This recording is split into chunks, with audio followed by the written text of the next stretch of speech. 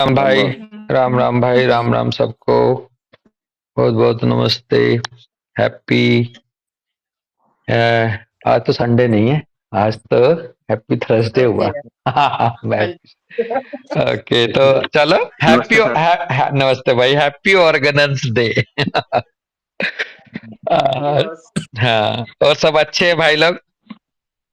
जी। दीप। बढ़िया सर। सब हाँ। बढ़िया। आप आ, कैसे हो? आप अच्छे हो? हाँ, दीपशिका मैं ठीक हूँ। हाँ। ओके, नमस्ते। तो आज ऑर्गेनन है, और डेट हो गई है 16 जनवरी जी हम्म। बस 2025। 16 जनवरी 2025। और एफोरिज्म चलेगा 15 जी ऑर्गेनन का। जी।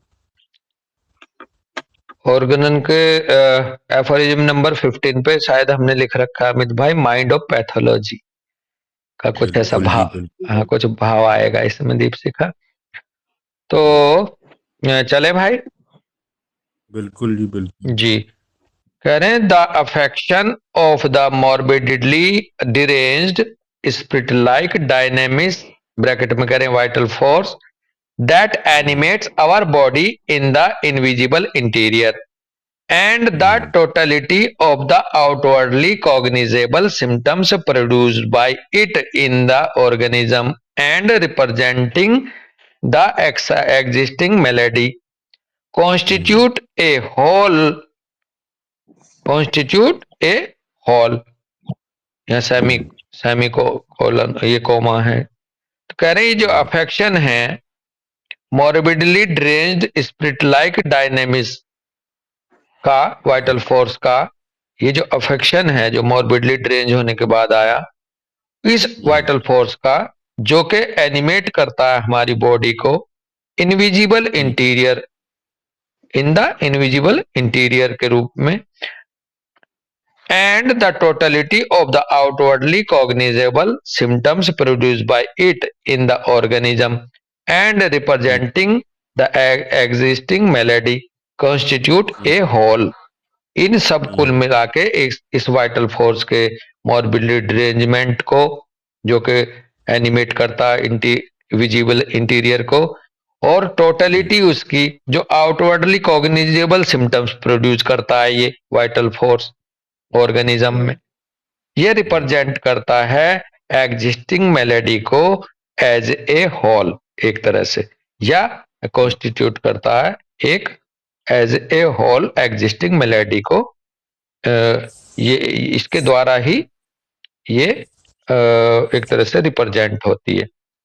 कह रहे हैं they are one and the same. और मजे की बात यह है कि जो इसके अंदर मॉर्बिडली ड्रेंजमेंट हुआ वो, और जो आउटवर्डली कॉग्निजेबल सिम्टम्स आए इसके द्वारा वो वन एंड द सेम है, वो एक ही बात है।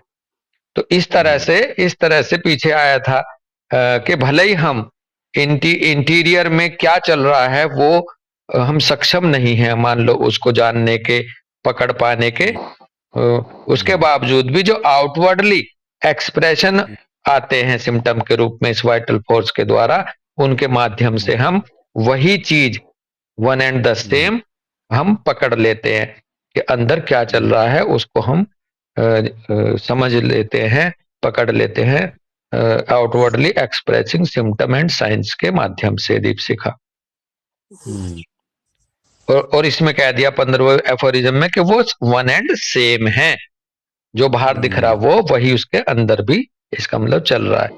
The organism is Indeed the material instrument of the life, but it is not conceivable without the animation imparted to it by the instinctively perceiving and regulating dynamics, just as the vital force is not conceivable without the organism. Consequently, the two together constitute a unity, although in thought our mind separates this unity into two distinct conceptions for the sake of easy comprehension। बहुत अच्छी बात यहाँ Hahnemann साहब कह के चल रहे हैं कि the organism is indeed the material instrument of the life.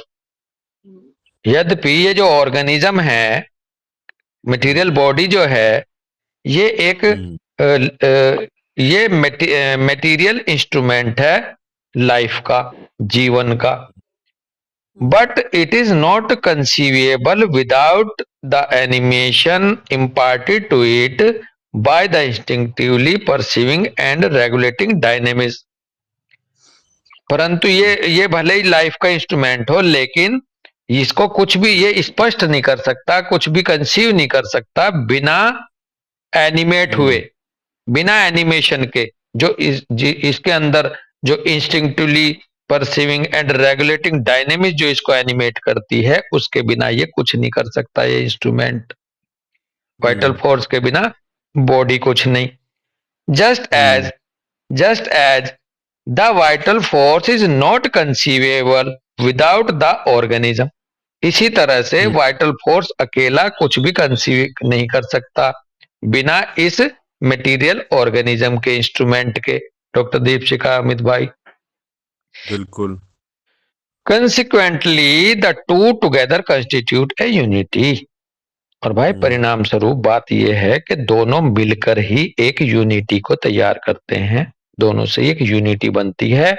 Although in thought our mind separate this unity into two distinct conceptions for the sake of easy comprehension.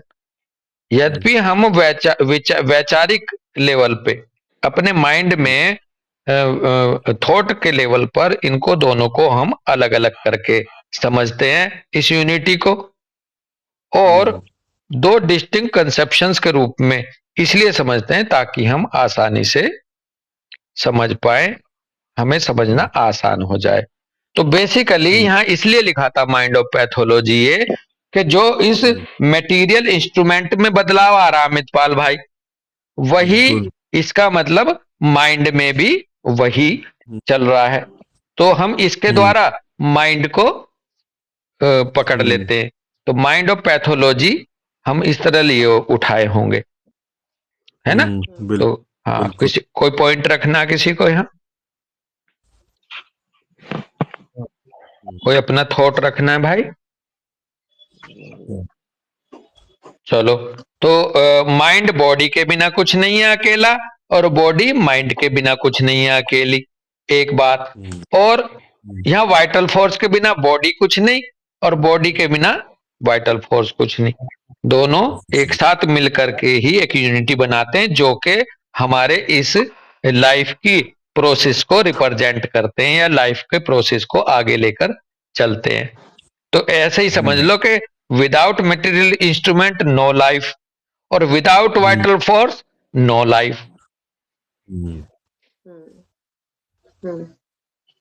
और दोनों के ही मिले जुले रिएक्शन से जो सिम्टम्स बाहर आते हैं, जो पिक्चर बनती है, वो कॉन्स्टिट्यूट करती है एक होलनेस को.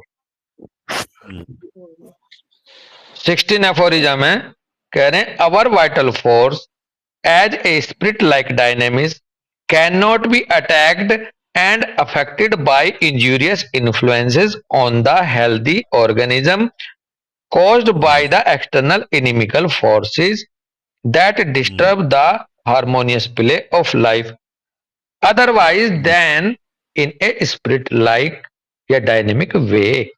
And in like manner all such morbid derangements यानी कि disease cannot be removed from it by the physician in any other way than by the spirit like यानी कि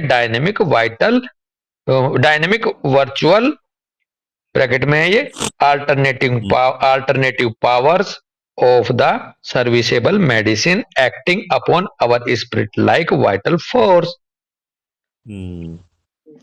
which perceives them through the medium of the sentient faculty of the nervous everywhere present in the organism.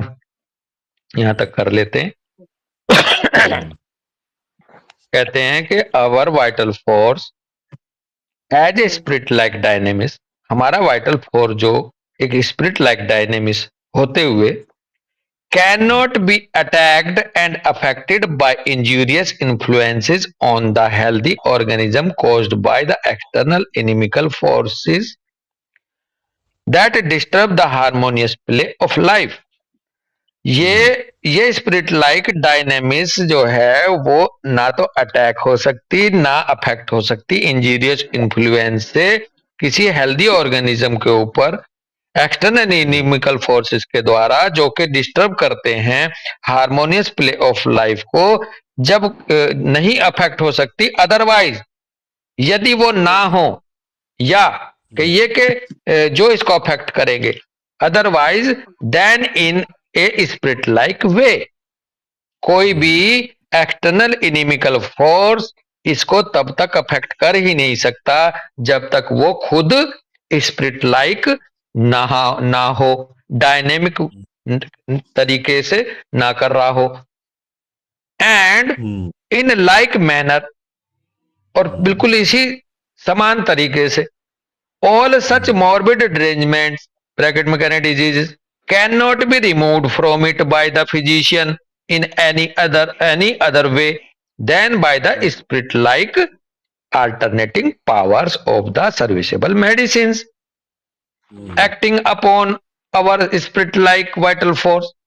तो जिस तरह से कोई external inimical force बिना spirit like स्वरूप में आए इस स्पिरिट लाइक वाइटल फोर्स को प्रभावित नहीं कर सकता, उसी तरह से इसमें आए हुए मॉर्बिड डिरेंजमेंट वाइटल फोर्स में जिनको डिजीज कहते हैं वो रिमूव नहीं किए जा सकते किसी फिजिशियन के द्वारा किसी दूसरे तरीके से सिवाय spirit like alternative powers of the serviceable medicine के, जो कि इस पे काम करती हैं स्पिरिट लाइक वाइटल फोर्स की तरह से।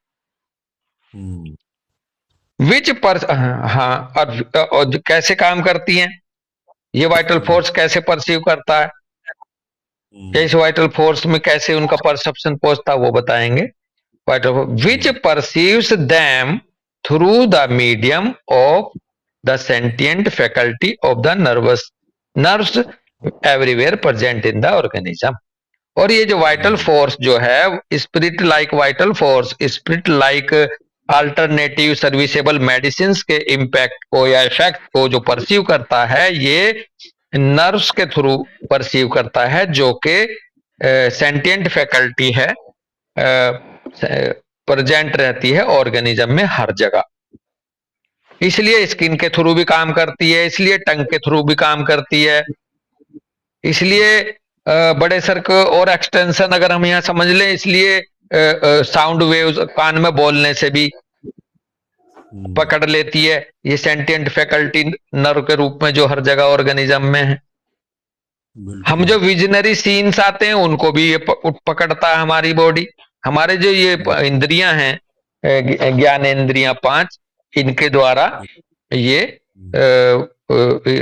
अपने अफेक्ट को ले सकता है। So that it is only by their dynamic action on the vital force that remedies are able to re-establish and do actually re-establish health and vital harmony। तो उन सेंटिएंट फैकल्टी के द्वारा जो नर्व्स के रूप में हर जगह है वहां उनके थ्रू ये परसीव करते हुए परसीव करेगा ताकि केवल so that it is only by their dynamic action on the vital force, ताकि फिर वाइटल फोर्स पर एक डायनेमिक एक्शन करके that remedies are able to re-establish and do actually re-establish health and vital harmony। तो उस पर काम करते हुए वाइटल फोर्स पर ड्रेंज जो वाइटल फोर्स है वो उपचार करने में सक्षम हो जाता है, रीएस्टेब्लिश करने में सक्षम हो जाती है वो मेडिसिनल डायनेमिक फोर्स, और एक्चुअली वो रीएस्टेब्लिश कर देता है हेल्थ को और वाइटल हार्मनी को। इस तरह से after the changes in the health of the patient cognizable by our senses bracket में कह रहे हैं the totality of the symptoms have revealed the disease to the carefully observing and investigating physician as fully as was requisite in order to enable him to cure it। अब आगे एक सलाह दिए रहे, सलाह के तरह से ये दे रहे हैं कि हार्मनी को उधर बताया कि रीएस्टेब्लिश कर देती है इस तरह से हेल्थ को और हार्मनी को। अब यहाँ पर कह रहे हैं कि after the changes in the health of the patient cognizable by our senses the totality of the symptoms bracket में कह रहे हैं have revealed the disease to the carefully observing and investigating physician. Comma नहीं है कहीं भी, एक साथ कह रहे हैं सारी बात। as fully as was requisite in order to enable him to cure it। तो यहाँ ये कह रहे हैं कि ये जो चेंजेस आए हेल्थ में पेशेंट की, ये हमारी सेंसेस के द्वारा जो कॉग्निजेबल हैं, टोटलिटी ऑफ सिम्टम के रूप में जो हमारी सेंसेस जिनको स्पष्ट करती है या समझ सकती है, ये इस रूप में डिजीज रिवील करता है हमारे सामने। और एक केयरफुल तरीके से ऑब्जर्व करने वाला और इन्वेस्टिगेट करने वाला फिजिशियन जो है as fully as was requisite, उस बल्कि कहना चाह रहे हैं कि एक केयरफुल और ऑब्जर्विंग इन्वेस्टिगेटिंग फिजिशियंस के लिए इसकी आवश्यकता होती है इस टोटलिटी की, ताकि वो सक्षम हो सके इसको क्योर करने में। हाँ भैया जी, बस यही ना कि ये जो स्टैब्लिश और रीस्टैब्लिश हेल्थ और वाइटल हार्मनी कर रहा है, हाँ ये वही फिजिशियन कर पाएगा जब वो जो ये पेशेंट के जो भी चेंजेस है टोटलिटी ऑफ सिम्टम्स को वो केयरफुली ऑब्जर्व और इन्वेस्टिगेट कर लेगा, हाँ तभी वो इन्हें उसको क्योर करने के लिए, बिल्कुल बिल्कुल बिल्कुल हेल्थ को रीस्टैब्लिश करने के लिए। हाँ, तो कुल मिला के वो भी बिना इस टोटलिटी ऑफ सिम्टम के कुछ कर पाने में असक्षम ही रहेगा, अगर जब तक वो इस टोटलिटी ऑफ सिम्टम्स को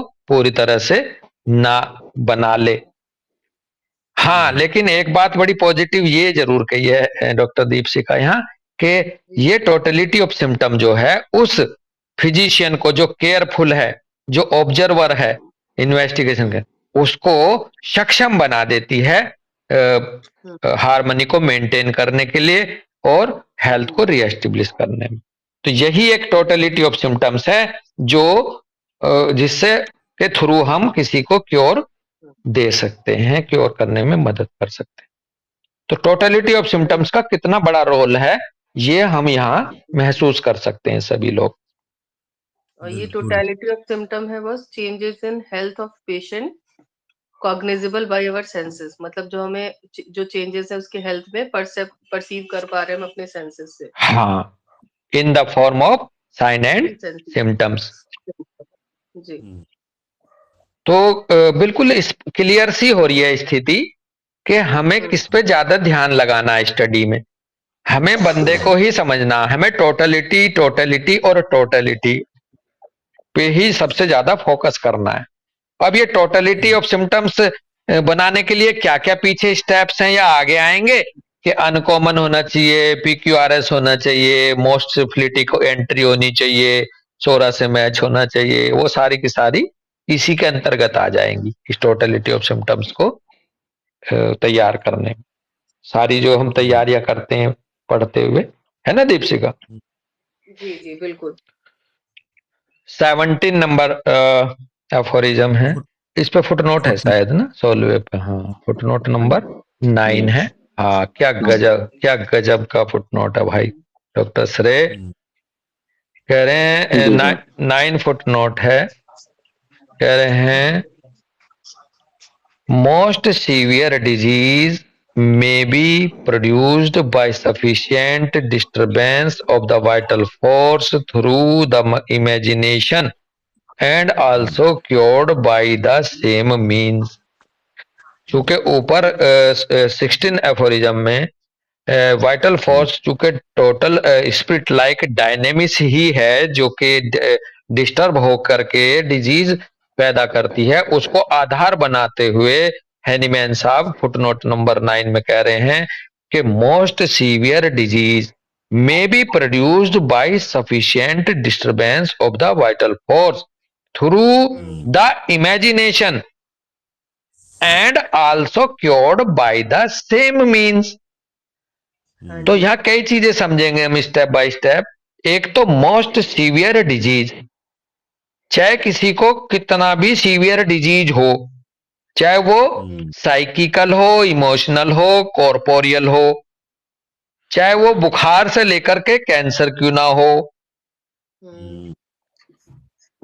कोई भी कितना भी कैसा भी डिजीज की कैटेगरी हो, मोस्ट सीवियर डिजीज इसलिए कह के चले हैं क्योंकि ये मत समझना केवल डांट पड़ने से पेट में दर्द ही रह जाएगा बस। हाँ, इमेजिनेशन से केवल फिजियोलॉजिकल डिजीज ही आएंगे, ऐसा नहीं। हैनीमैन साहब कह रहे हैं मोस्ट सीवियर डिजीज भी पैदा हो सकता है या पैदा होता है by sufficient disturbance of vital force. अब ये सफिशिएंट को समझेंगे। सफिशिएंट बोले तो जैसी बीमारी वैसा ही डिग्री या इंटेंसिटी ऑफ इमेजिनेशन, ऐसी ही डिग्री ऑफ कॉन्फ्लिक्ट है जी। हाँ, बिल्कुल बिल्कुल। तो अब मान लो किसी को बुखार आया तो उसके सफिशिएंटली उसी के इक्वल जो कहिए उतना ही सफिशिएंट डिस्टरबेंस हुआ होगा। किसी को डायबिटीज हुई है तो डायबिटीज को की सीवियरिटी देखने के रूप में उतना ही सफिशिएंट डिस्टर्ब हुआ होगा इमेजिनेशन के रूप में, लॉन्ग टर्म में, ड्यूरेशन और डिग्री ऑफ इंटेंसिटी दोनों के रूप में हम सफिशिएंट डिस्टरबेंस को आंक सकते हैं। कहते हैं ना जहां हैंगिंग कॉन्फ्लिक्ट है, लॉन्ग टर्म इमेजिनेशन कोई परसेप्शन है तो वो उसमें स्ट्रक्चरल पैदा कर देगा, और जो अभी एक्यूट है आया गया हल्का तो ये फिजियोलॉजिकल तक रह जाएगा। तो ये सफिशिएंट बोले तो रिलेटेड टू डिस्टरबेंस है कि डिस्टरबेंस किस लेवल पे है किसी बंदे में, उतना सफिशिएंट जो है वहां पर वो इमेजिनेशन या परसेप्शन होना चाहिए। यहां हल्का सा एक बीच में बात आ जाती है डॉक्टर दीपशिखा कि ये एक तो डिग्री ऑफ कॉज पे, डिग्री ऑफ डिस्टरबेंस पे निर्भर करेगा कि कितना स्ट्रॉन्ग आया, और एक करेगा ये sensitive susceptibility of the person पे। अगर पर्सन हाईली ससेप्टेबल है तो उसका ये जो कॉज है ये थोड़ा सा ही सफिशिएंट हो जाएगा अगर हाईली ससेप्टेबल है तो। अगर ससेप्टेबिलिटी कम है तो वहां पर उसकी हार्मनी को डिस्टर्ब करने के लिए इस डिस्टरबेंस को थोड़ा सा ज्यादा होना होगा।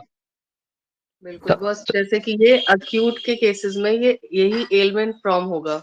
हाँ, एलिमेंट फ्रॉम सफिशिएंट डिस्टरबेंस, और क्रोनिक के केस में यही वही डिल्यूजन इमेजिनेशंस हाँ, ये हो जाएगा। तो इस सफिशिएंट को भी हम उस रूप में यहाँ ले सकते हैं। तो मैं फिर से लाइन पढ़ रहा हूं, मोर सीवियर डिजीज में B produce by sufficient disturbance of the vital force. और ये वाइटल फोर्स डिस्टर्ब कैसे होता है? Through the imagination, through the imagination, यानी कि कोई स्पिरिट लाइक डायनेमिक्स।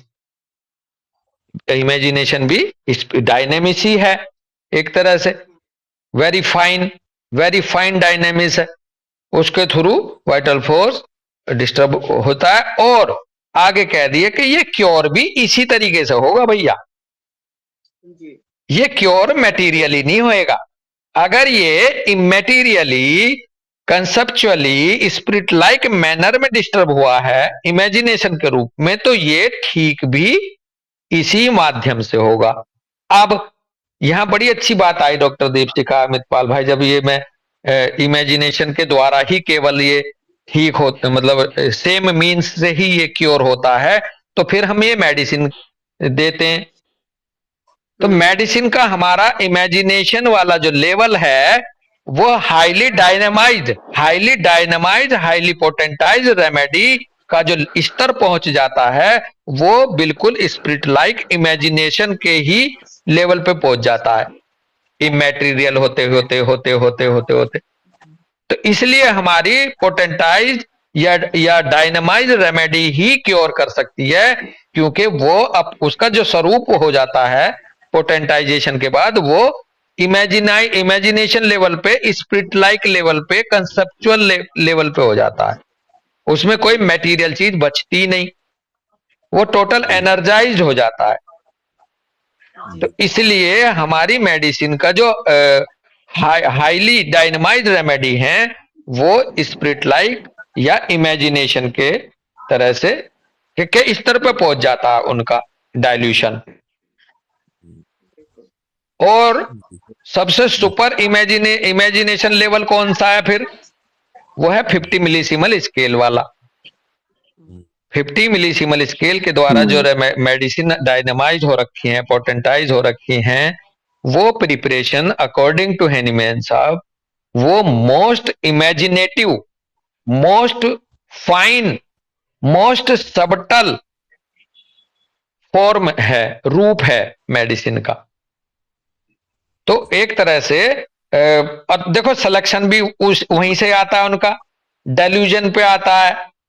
डेल्यूजन भी तो इमेजिनेशन है ना। हम जिस मेडिसिन, अब देखो यहाँ एक बात आई थी अमित पाल भाई पहले भी कि अगर हम स्ट्रक्चरल इंफॉर्मेशन पे सेलेक्ट करते हैं रेमेडी कि ये डिस्चार्ज येलो है, ये ग्रीन है ना, तो यहां पर आपका निचले वाला लेवल काम कर जाएगा, मदर टिंचर 6x तक, 12x तक।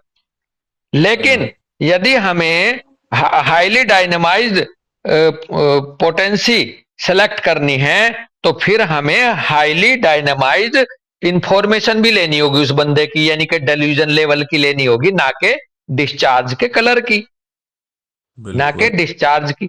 तो हम जब पोटेंसी सेलेक्ट करते हैं तो हमें उसका सिम्टम भी, इंफॉर्मेशन भी डायनामाइज ही लेनी पड़ेगी, तब वो सिमिलिमम सिलेक्शन होगा हमारा। हम हाईली डायनामाइज मेडिसिन को उसके डिस्चार्ज के कलर पे नहीं सिलेक्ट कर सकते, उसके डिस्चार्ज की कैरेक्टरिस्टिक पे सिलेक्ट नहीं कर सकते। समझ रहे हैं बात, जहां हम लोग कर रहे हैं जहां बात को, जी क्योंकि यही लॉ ऑफ सिमिलिमम वहां भी है। और डॉक्टर दीपशिका आपके माध्यम से बहुत अच्छी बात आई थी एक बार पोटेंसी सिलेक्शन की। अब यहां हमें समझ में आ जाएगा कि अगर हम कॉर्पोरियल लेवल पे, ट्यूमर के लेवल पे, स्ट्रक्चर के लेवल पे, कलर के लेवल पे हम सेलेक्ट कर रहे हैं, तो वहां निचले वाले जो लेवल हैं रेमेडी के, डाइल्यूशन इसके स्केल के, वो क्यों काम कर जाते हैं और यहाँ क्यों मिस हो जाएगा 50 मिलीसीमल, या क्यों चांस फेल होने के होंगे? क्योंकि ये similimum at the dynamic plane करा ही नहीं हमने। बिल्कुल। हाँ, तो similimum at the dynamic plane भी है। अब एक आपको याद आ जाएगा अमितपाल भाई, पता नहीं दीपशिका दीदी को पता है नहीं उस केस का, बड़े सर ने बताया था कि एक केस था दीपशिका उनके पास, प्रेग्नेंट लेडी थी, उसमें जो फीटस था उसकी इंटेस्टाइन में गांठ बन रही थी। प्रेग्नेंट लेडी के पेट में जो बच्चा था उसकी आंत में गांठ बन रही थी। तो सर ने जब वो सोनोग्राफी उस सर के सामने आया तो सर ने उसको सेलेक्ट मतलब दी मेडिसिन। तो सर ने ये पाया कि कुछ दिन बाद देखा कि ना तो गांठ बढ़ी है ना घटी है। अब इसको समझने के लेवल पे लेंगे, इसमें कोई तर्क वितर्क वाली बात बाद में हो जाएगी, क्योंकि गांठ को स्ट्रक्चरल मान लेंगे हम, खैर।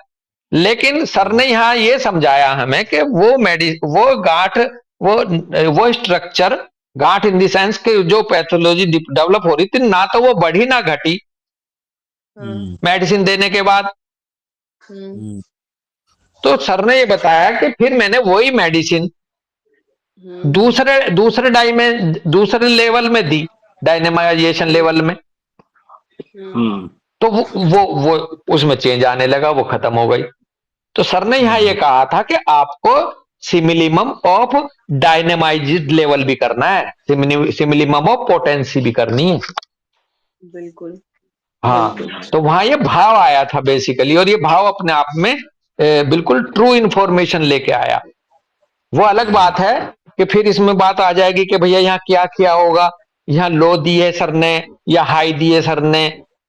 लेकिन law of similimum, law of selection of potency पे भी लागू होता है, जिस तरह से दूसरी चीजों पे लॉ ऑफ सिमिलिमम है। हाँ, तो यहाँ पोटेंसी का लेवल भी सिमिलिमम जितना होगा उतना ही सिमिलिमम प्रेस्क्रिप्शन माना जाएगा। तो हमारी ये जो मेडिसिन का जो हाई लेवल है डायनेमाइजेशन का, यही इमेजिनेशन लेवल को छूता है। तो ये यहाँ ये था। और किसी को कुछ कहना है? डॉक्टर सिमरन शायद हैं आज। डॉक्टर सिमरन है? नमस्ते। हाँ जी, नमस्ते बेटा।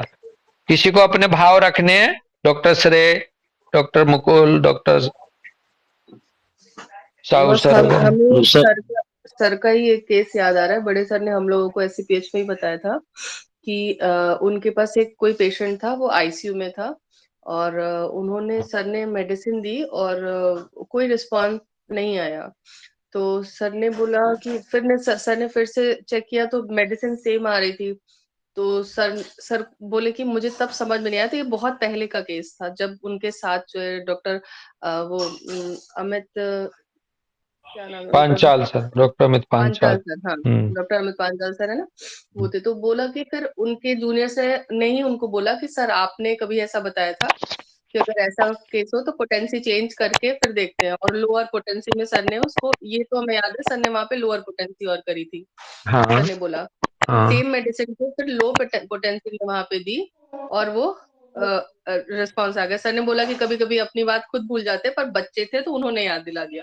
पर ये चीज हमें समझ में आई कि वही आईसीयू का केस, सर ने फिर लोअर पोटेंसी में सेम मेडिसिन दी थी तो उस मेडिसिन ने काम किया था और पेशेंट एकदम कंप्लीटली ठीक हो गया था। सिमिलिमम ऑफ पोटेंसी भी जो है वो बहुत जरूरी है, बहुत जरूरी है। थोड़ा सा यहाँ हम आइडिया जरूर ले सकते हैं, क्योंकि क्वेरी बहुत सारे लोगों के दिमाग में आ गई होगी कि यहाँ ऐसे छोड़ के चलने में फायदा नहीं है कि भाई फिर इसमें अंदाजा कैसे लगाएंगे।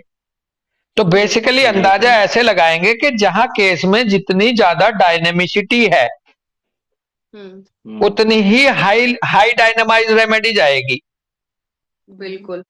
अगर कोई फिजियोलॉजिकल केस है, बहुत ही ज्यादा डायनेमिक केस है, डायनेमिक केस बोले तो इमोशनल डिजीज है, कोई डायनेमिक लेवल बोले तो कोई एनर्जेटिक पर्सन है, बच्चा है, या विगरस है, कोई वाइटलिटी जिसकी डाउन नहीं हुई है अभी, उन केसेस में हाई की तरफ इशारा है। जो ओल्ड एज वाला बंदा है जिसकी वाइटलिटी डाउन हो गई है, चाहे वो यंग हो चाहे बच्चा हो, जिसकी वाइटल डायनेमिसिटी ऑर्गन की या किसी भी स्ट्रक्चर की कम हो, वहां पर लो साइड की तरफ इशारा है। जो हाईली इंटेलेक्चुअल लोग हैं उनकी हाई की तरफ। हाँ अभी दीपशिका कुछ कह रही है सर, भाई पहले एक बार। हाँ बस जैसे कि organism as a whole material plus dynamics का एक कंप्लीट होल है। हाँ एज ए होल है। जैसे बॉडी में वाइटलिटी कम हो रही है या डायनेमिज्म कम हो रहा है तो मटेरियलिज्म की तरफ बॉडी ज्यादा जा रही है, तो डोज कंपैरेटिवली मटेरियल लो डायनेमाइजेशन की तरफ ज्यादा सिमिलिमम हो जाएगी। और उसमें भी दीपशिखा, उसमें भी यदि उस मटेरियल वाले पार्ट वाले ऑर्गेनिज्म में यदि डायनेमिक डिजीज है, हाँ जी, तो इसमें भी अपर साइड की तरफ रहेंगे। बिल्कुल। हाँ बहुत बड़ी बात है, बड़ी अच्छी बात है। कौन भैया बोल रहा था? डॉक्टर मुकुलिया, डॉक्टर श्रेय, कौन बोल रहा था? कोई बोल रहा था अभी? Dennis sir. हाँ डेनिस सर, हाँ जी सर। जब मैं सर मलिक सर के गया था ना, तब वो बोल रहे थे कि सिमिलिमम मेडिसिन होनी चाहिए, पोटेंसी आप रेस्पॉन्स आएगा।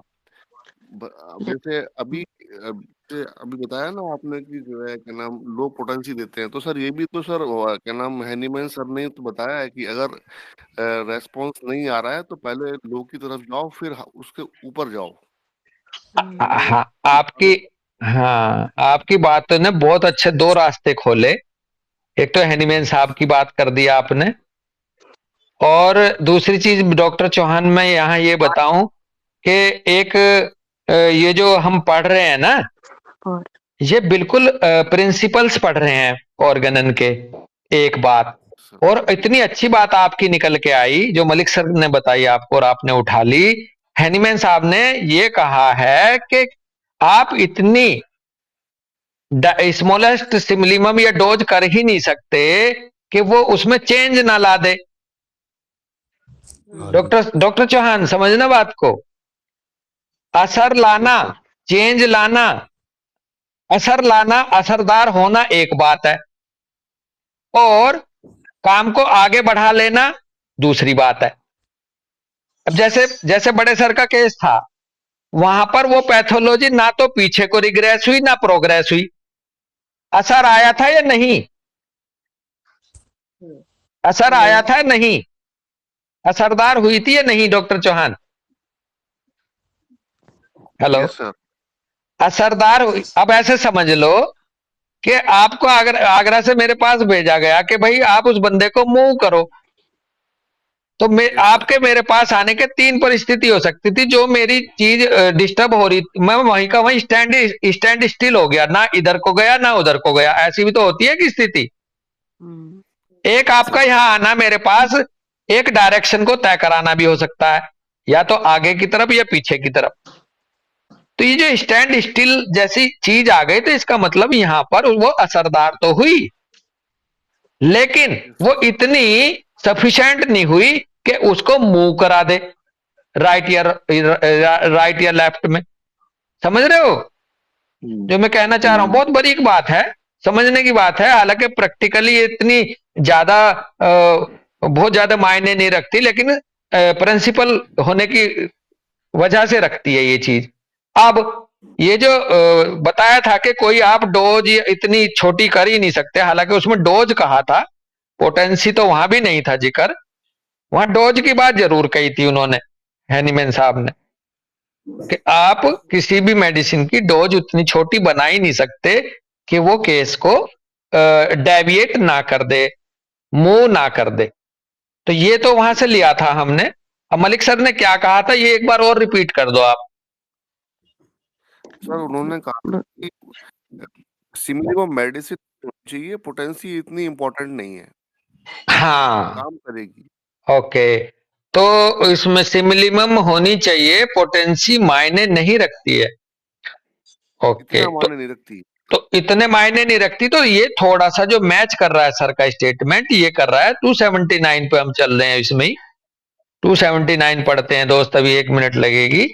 उसमें जो कह रहे हैं, लेकिन वहां पे थोड़ा सा मुझे समझने की जरूरत यह है, क्योंकि वहां पोटेंसी, हाँ पोटेंटाइज रेमेडी हालांकि कहा है, पढ़ू मैं, कह रहे हैं this pure experience shows universally that if the disease do not manifestly depend on the considerable deterioration of an important viscous, bracket में कह रहे हैं even though it belongs to the chronic and complicated disease। इस बात को पहले यही समझें, कह रहे हैं प्योर एक्सपीरियंस से ये देखा गया यूनिवर्सली कि यदि डॉक्टर चौहान डिजीज जो है वो considerably deterioration of an important viscus पे ना पहुंचा हो, यानी कि उसमें किसी विसरा का या किसी टिश्यू का इतना ज्यादा डेटोरेट ना हुआ हो, यानी कि वो डायनेमिक हो, अभी वो स्ट्रक्चरली ज्यादा एडवांस ना हुआ हो, स्ट्रक्चरली इरिवर्सिबल ना हुआ हो, इरिवर्सेबल ना, हाँ इसकी लेवल इरिवर्सेबल तक जाएगा बेटा, लेकिन यहाँ considerable deterioration of an important viscus का, यानी कि किसी का ऑर्गन डैमेज ही ना हो गया हो, उसका टिश्यू डैमेज तक ना होने लगा हो, बशर्ते उस केस में ये देखा गया, भले चाहे वो क्रॉनिक कैटेगरी का हो चाहे वो कॉम्प्लिकेटेड डिजीज हो। क्रॉनिक कैटेगरी का कैसे? मान लो किसी इंसान को 20 साल से अस्थमा है, लेकिन लंग्स की ब्रोंक्योल्स और लंग्स इंटैक्ट हैं, वो है जी, चाहे वो उसके साथ अपना डायबिटिक भी हो, कॉम्प्लिकेटेड डिजीज अस्थमा वाले के साथ, चाहे वो भी हो, बशर्ते कि उसका इंपॉर्टेंट विस्कस कोई डेटोरेट ना हुआ हो। ऐसे केस में आगे कह रहे हैं and if during the treatment all other alien medicinal influences are kept away from the patient, और साथ के साथ दूसरी कंडीशन ये हो कि उस पेशेंट से दूसरी तरह की कोई भी दवाइयां, एलोपैथिक, आयुर्वेदिक, कोई भी एंटीपैथिक दूर रखी गई हो। तब कह रहे हैं हनीमैन साहब के the dose of the homoeopathically selected and highly potentise remedy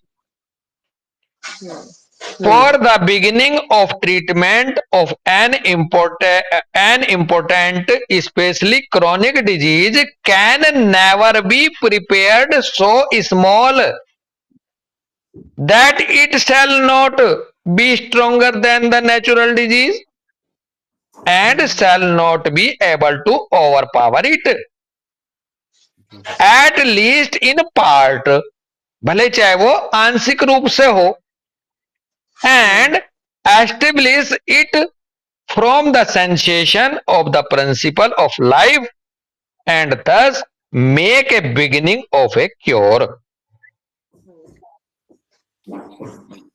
बात क्लियर हुई भाई सबको? जी बात यह है कि यदि बंदे को किसी दूसरे मेडिकल ट्रीटमेंट का झोल ना हो उसके शरीर में, यदि उसका कोई इंपॉर्टेंट विस्कस यानी कि वाइटल ऑर्गन डेटेरियोरेट ना हुआ हो, तो आप होम्योपैथिक में डोज होम्योपैथिकली जो यानी कि सिमिलिमम मेडिसिन जो मलिक सर कह रहे हैं, सिमिलिमम होम्योपैथिकली सिलेक्टेड का मतलब है सिमिलिमम मेडिसिन की और हाईली पोटेंटाइज रेमेडी की भी इतनी छोटी डोज देने में सक्षम ही नहीं है हम, चाहे हम सिंगल ग्लोब्यूल दे रहे हैं, चाहे पोपी सीड साइज का ही क्यों ना दे रहे हैं, उसे भी घोल के भले चाहे चम्मच से क्यों ना दे रहे हैं, तो कह रहे हैं कि can never be prepared so small that it shall not B stronger then the natural disease. वो इतनी स्मॉल प्रिपेयर हो ही नहीं सकती कि वो नेचुरल डिजीज को ओवरकम ना कर जाए स्ट्रोंगर होके, and shall not be able to overpower इट। इतनी छोटी डोज आपके बस का भी नहीं है, आप सक्षम भी नहीं हो कि उतनी कम डोज बना पाओ कि वो नेचुरल डिजीज से स्ट्रोंगर ना हो और वो उसे ओवर पावर ना करेगी ही, भले चाहे वो एटलीस्ट इन पार्ट, भले चाहे वो आंशिक रूप से करे, और फिर वो प्रिंसिपल ऑफ लाइफ पे काम करते हुए वहां पर क्योर की शुरुआत तो कर ही देगी। समझ रहे हैं ना भाई? तो यहां ये भाव मलिक सर से इसलिए मेल खाया कि यदि सिमिलिमम है, लेकिन यहां हमारी बात दूसरी ये आई थी कि हाईली पोटेंटाइज रेमेडी भी कहा है नीमैन साहब ने, वहां लो ड्रग क्या कहते हैं मटेरियल डोज की तरफ नहीं कहा,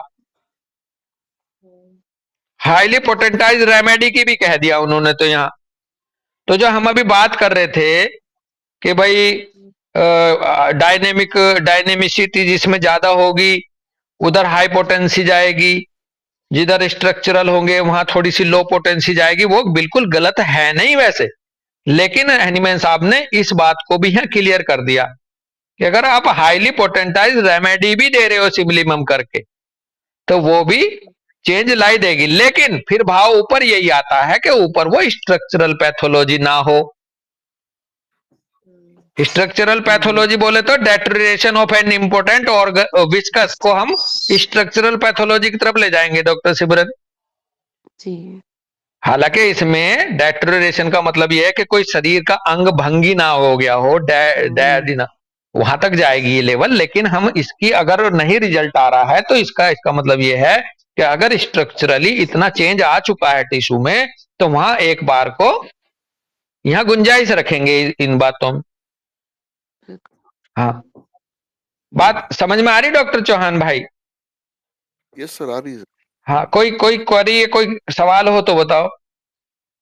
सर मेरे को तो ये समझ में आया था कि जैसे सर कह रहे हैं ना कि थोड़ी बहुत, जैसे अब सर ने प्रेस्क्राइब की तो वो थोड़ा बहुत ऊपर नीचे करेंगे, अगर हो भी जाएगा ना तो फर्क नहीं पड़ेगा। जैसे हम है या फिर कोई नया होम्योपैथी डॉक्टर है, ऐसा है कि मरीज को चाहिए 1 पोटेंसी, वो 6 दे दे, तो फिर ये तो बिल्कुल बहुत ज्यादा अंतर हो जाएगा ना। अगर हाँ मलिक सर देंगे तो इतना अंतर थोड़ी आ जाएगा। ये भी हाँ। अंतर, ये भी तो है। अब मलिक सर ने बताया ये वाला पॉइंट कहाँ से वो कर रखा मैनेज, या बड़े सर ने कहाँ से मैनेज कर रखा था डॉक्टर चौहान?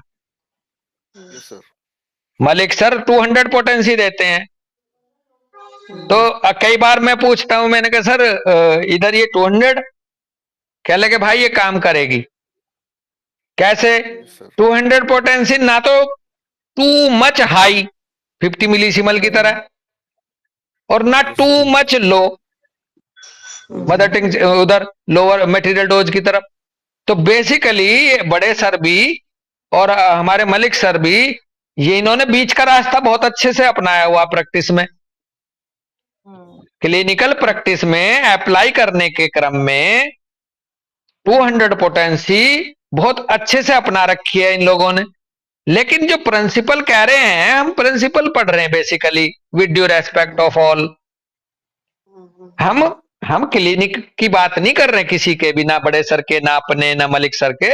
हम बात कर रहे हैं ऑर्गनन के लैंग्वेज की, प्रिंसिपल्स की। डॉक्टर चौहान, एक बात। दूसरा, अब इसको प्रैक्टिस में कैसे अप्लाई कर रहे हैं लोग, या कैसे करना है हमें, ये वेरी करेगा person to person, physician to physician भी। पर्सन टू पर्सन ऐसे करेगा कि सारे केस, सब अलग अलग इंडिविजुअल केस आएंगे आपके पास।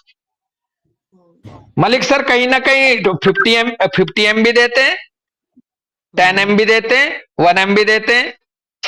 किनको देते हैं डॉक्टर दीपशिखा? जो नर्वस सिस्टम पे जिनका इम्पैक्ट ज्यादा है।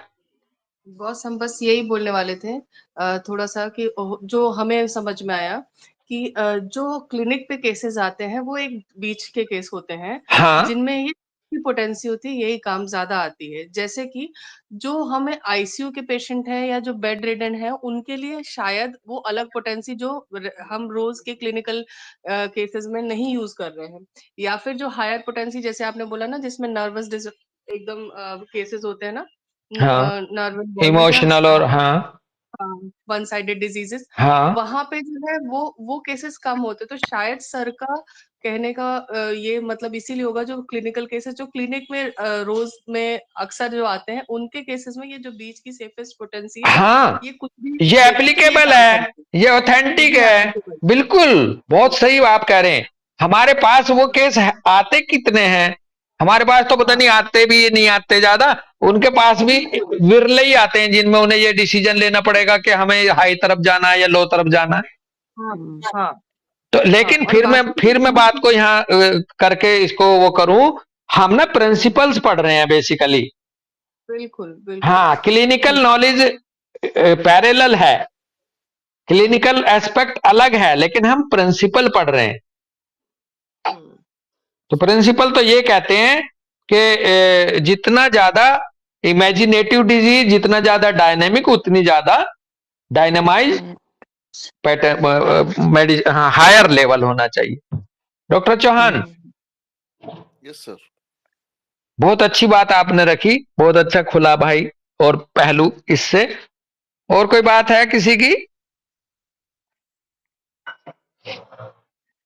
चलो आज शायद इतने